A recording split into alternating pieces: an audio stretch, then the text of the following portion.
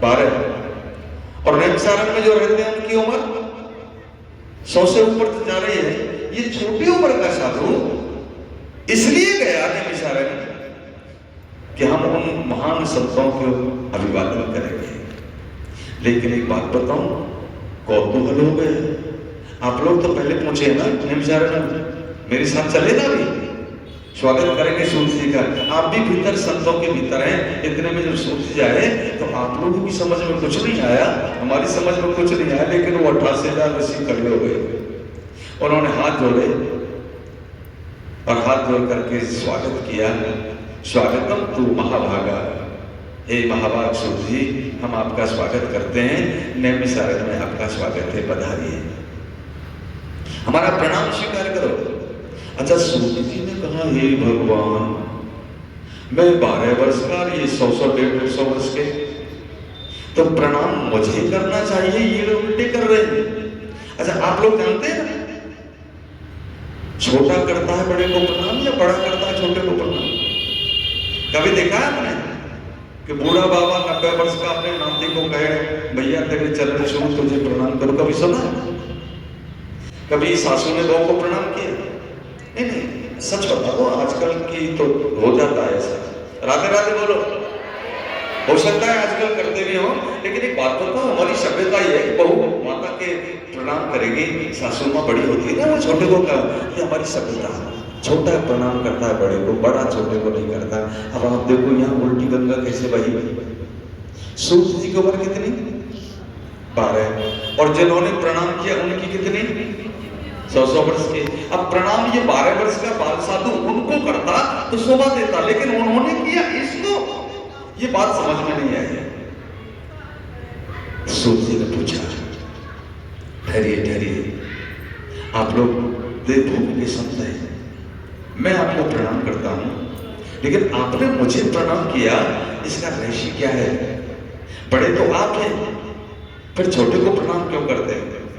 पर आप लोगों को एक बात बताऊं, यहां पर एक तरह के बड़े नहीं होते, 4 तरह के बड़े होते हैं।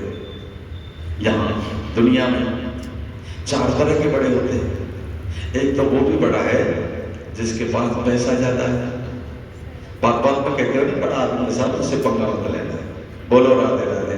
मैं तो ये कहता हूँ, सबके घर में करोड़ों रुपए आए और आप सब बड़े आदमी बने। पर बंधु एक बताऊं, बड़प्पन अच्छी चीज है, लेकिन ये पैसा सब कुछ नहीं है। ध्यान देना, एक बड़ा आदमी वो भी है जिसके पास धन ज्यादा है, पैसा ज्यादा है, बड़ा आदमी ऐसा बोलो। एक बड़ा वो भी है, बोलो राधे राधे। एक बड़ा तो वो है जिसके पास पैसा ज्यादा है, और एक बड़ा वो भी है जिसकी उम्र ज्यादा है। अब बोलो राधे राधे। अच्छा, तीसरा बड़ा कौन है? जिसके शरीर में ताकत ज्यादा है, ज्ञान है। ये 3 तरह के बड़े मिले आपको।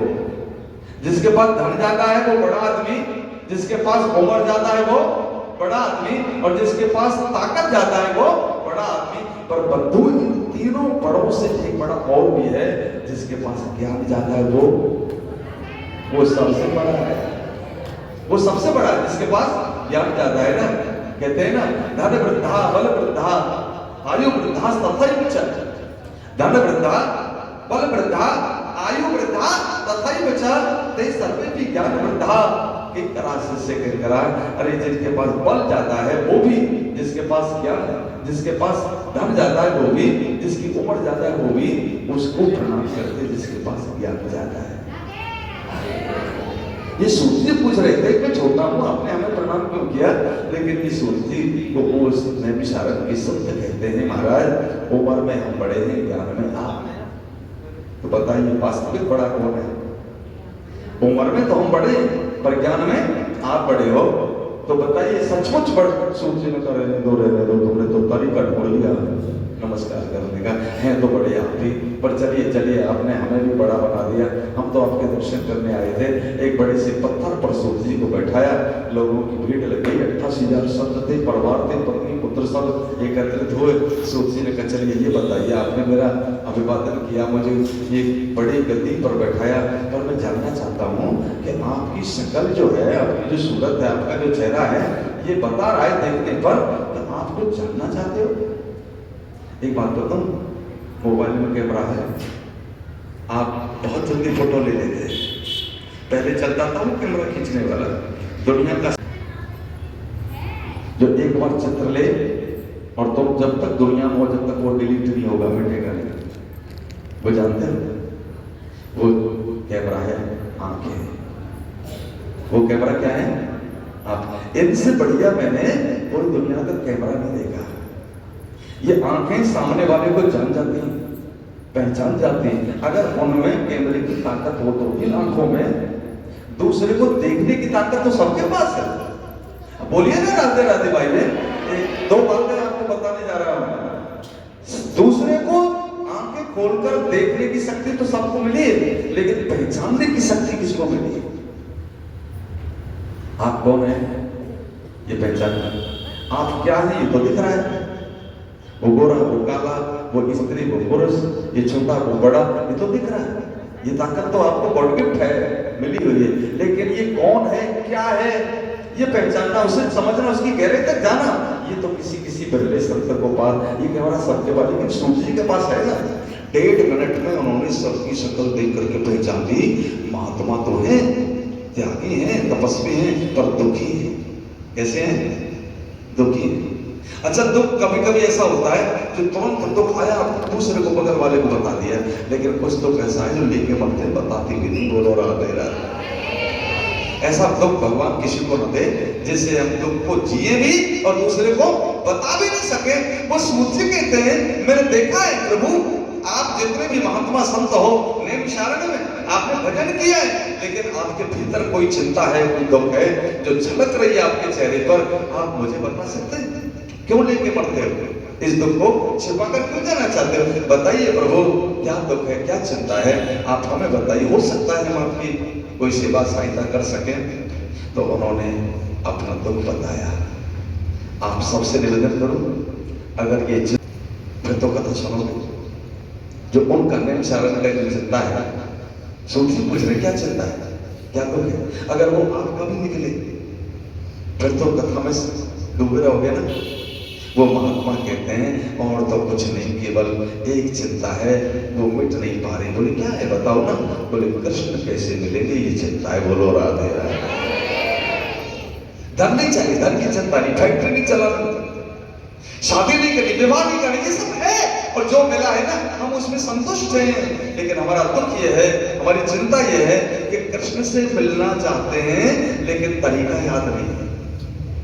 गोविंद से जुड़ना चाहते हैं लेकिन उसकी व्यवस्था क्या है? सुनो, माला लेके भजन रोज करते हैं पर वो अभी तक मिले नहीं। 6 घंटे रोज, 3 घंटे सुबह, 3 घंटे शाम को, 6 घंटे भजन करते हैं, गोविंद का मंत्र जपते हैं, लेकिन अभी तक मिले नहीं। सुनो, यज्ञ भी करते हैं, स्वाहा स्वाहा करके मजीरा लेके वो कीर्तन भी करते हैं और रात को जागरण भी करते हैं, कभी कभी तो उपवास भी करते हैं, लेकिन कृष्ण अभी मिले नहीं। तरीका तो ठीक है लेकिन हमें ये इतना बता दो मिल जाएंगे। ये करते रहे या कोई और व्यवस्था है, कैसे मिलेंगे कृष्ण? सूत जी बहुत हंसे और आपसे पहली बात तो ये कहेंगे कि यदि शरीर मनुष्य का मिला है तो कृष्ण से बिना मिले जाओ मत दुनिया से। बोलिए राधे राधे। गोविंद के चरणों को पकड़ करके ये कह दो, प्रभु जब तक तू नहीं मिल जाएगा हम ये दुनिया छोड़ने वाले नहीं हैं। और दूसरी बात ये कि अपने जीवन में कोई भरोसा भी नहीं है, ये कब बिखर जाए, ये कब बिखर जाए इसका कोई भरोसा भी नहीं। इसलिए तू कल मिलता है तो आज मिल, और आज मिलता है तो अभी मिल। हम तुझे छोड़ना नहीं चाहते। पहली बात तो ये कहूं कि जो लोग दुनिया में आए और बिना श्री कृष्ण को देखे समझे बिना यो ही खा पी करके चले गए, मैं तो कहता हूं कि वो आए ही क्यों? उनका आना क्या हुआ? कोई मतलब नहीं है ना। अब हम लोग हैं ना तो एक सौगंध ले लो, एक शपथ ले लो कि जब तक कृष्ण मिल नहीं जाएंगे हम ये दुनिया नहीं छोड़ेंगे। और शरीर का कोई भरोसा भी नहीं है, इसलिए कृष्ण से आज मिलना चाहते हैं। सूत जी हमारा ये दुख है कि कृष्ण कैसे मिलेंगे। श्री कृष्ण प्राप्त्यर्थम गोविंद से मिलना चाहते हैं, वो कैसे मिलेंगे ये व्यवस्था दे दो। और दूसरी नेम सन के महात्माओं का दूसरी बताइए, दूसरी क्या है? बोले श्री कृष्ण से बिना मिले जाना नहीं, और दूसरी बात आपको ये कहता हूं कि जिसको कृष्ण मिल गए उसे कुछ और मिलने की आवश्यकता रहती नहीं है। जिसे गोविंद मिल गए उसे और क्या चाहिए। अच्छा गोविंद मिल गए, भजन आपने किया, सब कुछ आपने किया, लेकिन श्री कृष्ण से पल पल स्मरण किसने किया, प्रेम किसने किया। बोले भजन तो करते हैं 3 घंटे से। बोले 3 घंटे जब भजन पूरा हो उसके बाद क्या करते हैं। बोले घर की व्यवस्था देखते हैं। बोले शाम को 3 घंटे भजन करते। बोले रात को सोते हो तो क्या करते हो। बोले कुछ नहीं सो जाते हैं। बोले यही तो कमी है। सुनो, भजन 3 घंटे करो, 3 मिनट करो या 3 दिन करो, लगातार करो, दिन करो, रात करो, हम कभी मना नहीं करेंगे। जितना करोगे उतना अच्छा है, लेकिन भजन करो ये अच्छा है, ना करो लेकिन स्मरण हर पल करो। हर पल का मतलब जानते हैं, हर समय करो। बोले मतलब इसका हम समझे नहीं। सुनो, आप अगर कपड़े धो रहे हैं तो मन में कृष्ण को याद रखो, कपड़े धोते रहो, संसार का कार्य करो, लेकिन मन को कहां रखो। बाबा तुलसीदास ने बड़ी प्यारी बात कही। बोलो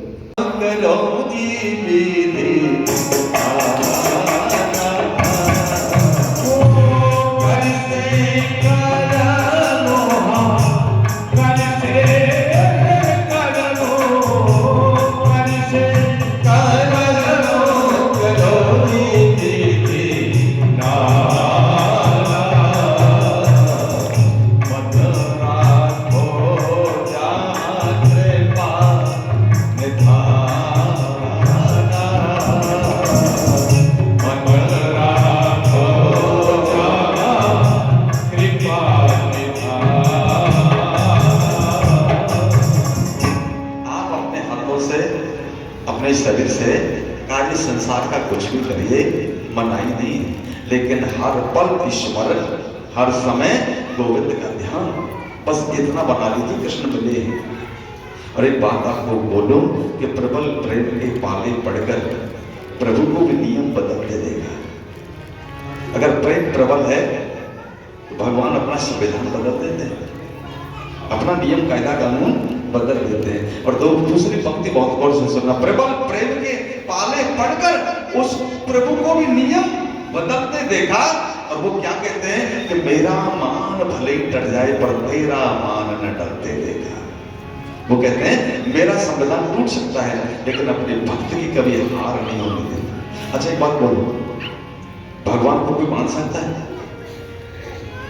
आप अपने घर में किसी को भी रस्सी से बांध के खंभे से बांध सकते हो, लेकिन आप ये भगवान को बांध सकते हैं? कोई लोहे की जंजीर, कोई रस्सी, कोई बंधन।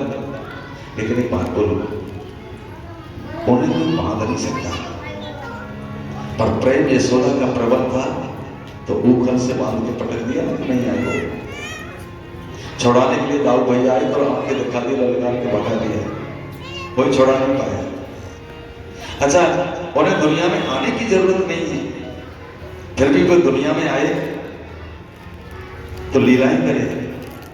वहीं बैठे बैठे पूरी दुनिया का संचालन कर सकते हैं, बैठे बैठे सारे संसार का संचालन कर सकते हैं। लेकिन गेंद लेकर के ब्रज की गलियों में खेलते देखा ना उनको?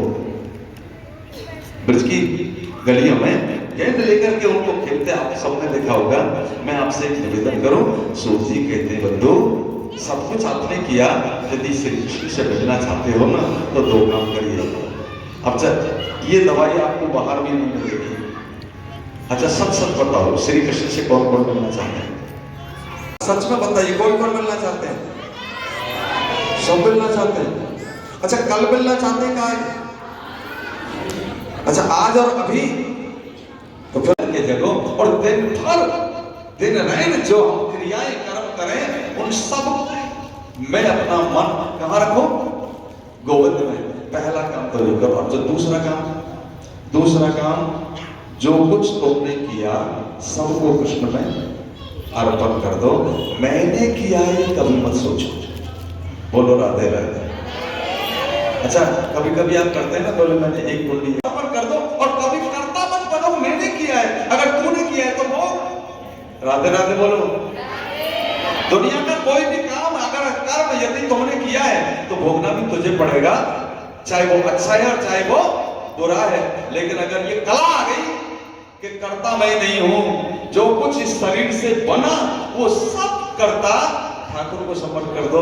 आप बोलते हो नहीं पाप पुण्य सब तेरे अर्पण, गुण अवगुण सब तेरे, गुण भी उनको अर्पण, अवगुण भी अर्पण, पाप भी अर्पण, पुण्य भी अर्पण। अकर्ता भाव से जीवन जियो। सोचिए कहते हैं कि कर्ता स्वयं मत बनो। मैंने किया है ये अहम मत करो, मैंने ये कर दिया, मैं ये कर रहा हूं, मैं वो करूंगा।